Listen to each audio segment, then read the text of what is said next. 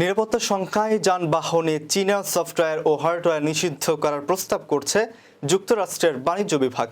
সোমবার বাইডেন সরকারের এমন প্রস্তাবের পর যুক্তরাষ্ট্রে নিষিদ্ধ হওয়ার পথে চীনা গাড়ি।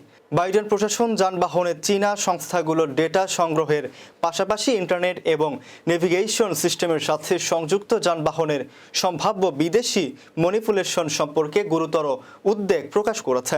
হোয়াইট হাউস ফেব্রুয়ারিতে এ ব্যাপারে একটি সম্ভাব্য বিপদ সম্পর্কে তদন্তের নির্দেশও দিয়েছিল।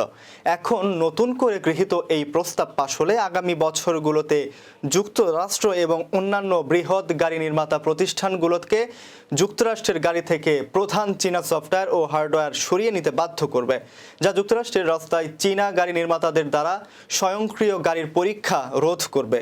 এদিকে চীনা যানবাহন সফটওয়্যার ও যন্ত্রাংশের ওপর যুক্তরাষ্ট্রের চলমান বিধিনিষেধ দুই দেশের মধ্যে উত্তেজনা বৃদ্ধি করতে পারে, কেননা এই মাসের শুরুতে বাইডেন প্রশাসন বৈদ্যুতিক যানবাহনের ওপর 100% শুল্কের পাশাপাশি ইভি ব্যাটারি এবং মূল খনিজগুলোর ওপর নতুন শুল্ক বৃদ্ধি সহ চীনা আমদানির উপর চড়া শুল্ক বৃদ্ধি করেছে।